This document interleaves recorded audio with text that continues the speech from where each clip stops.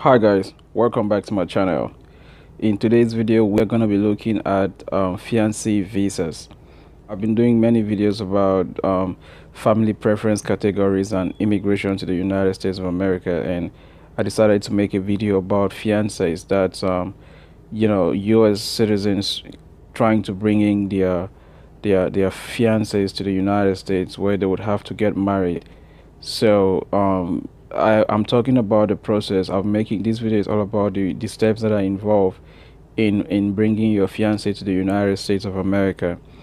And fiancés, they get K-1 visas.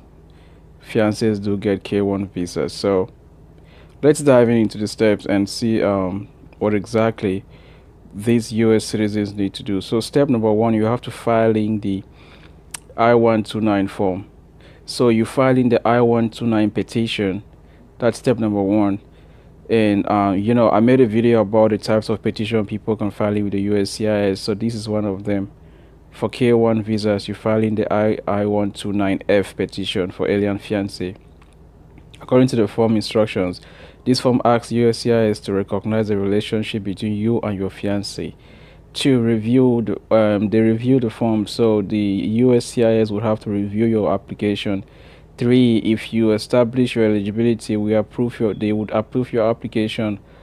And then 4, we send approved form I-129F to the Department of State, that's the DOS National Visa Center. Now step 2, visa application, DOS Department of State. The National Visa Center forwards the approved form I-129 to the U.S. Embassy or consulate where your fiancé will apply for K-1 non-immigrant visa. Remember, the visa gotten by fiancés are K-1 non-immigrant visas. This is generally the U.S. Embassy or consulate. So the U.S. Embassy or consulate notifies you when a visa interview is scheduled. So that's the same process I've been talking about, you being qualified, eligible, and then they would have to contact you for an interview. Your fiancé applies for K-1 non-immigrant visa and brings the required forms and documents to the visa interview. So there are some forms that your fiancé has to bring, just like any other immigrant. Like most immigrant visas, you would have to show proof of you being able to take care of your fiancé, some financial documents. For the Department of State, consular officer determines whether your fiancé qualifies, so that's during the interview. And if the consular officer grants the K-1 non-immigrant visa, it is valid for up to 6 months for single entry.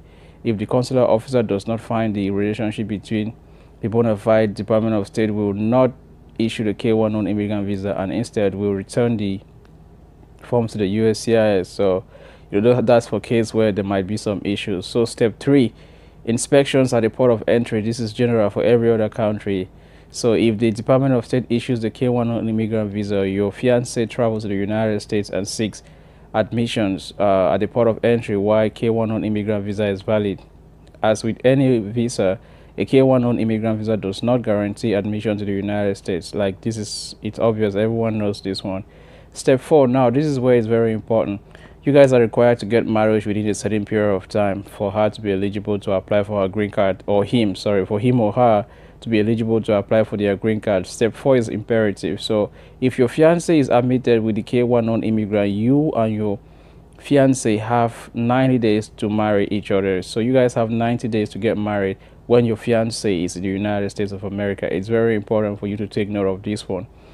Step 5, adjustment of status. So what K-1 immigrant visa, what K-1 non-immigrant visa holders do is they have to adjust your status when they are in the United States of America. So within 90 days upon your marriage, you would have to apply for your status adjustment. That's using one of the forms I equally have been talking about in my videos. You can check on the description box below. That's the I-485 application to register a permanent residence or adjust status. So 2, they would review, USCIS will review the application, and then then they'll be they might probably require your fiancé to come for an interview. And then if you were married less than 2 years at the time of the I-145 is approved, USCIS will grant your spouse conditional permanent residence status and issue a green card valid for 2 years. Your spouse will need to remove the conditions on his or her residence by filing for I-751, which I've made a video equally about. So for additional information about this, you can check on all these forms below, the highlighted areas in blue, and then you read to get more about this K-1 visa application. But basically, these are the very simple steps that are involved in people bringing their fiancés to the United States of America.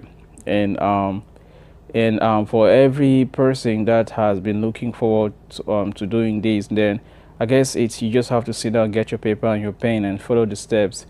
And they are pretty much self-explanatory, so you can always follow them and go ahead with your plans. I wish you all good luck trying to follow a K-1 fiancé visa, and don't go without subscribing to my channel. Like and leave me a comment, turn on the notification bell, so each time I post a video you'll be the very first one to see. Remember to comment, like I said, like, subscribe. Thank you so much.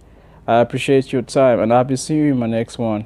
God bless you, and bye.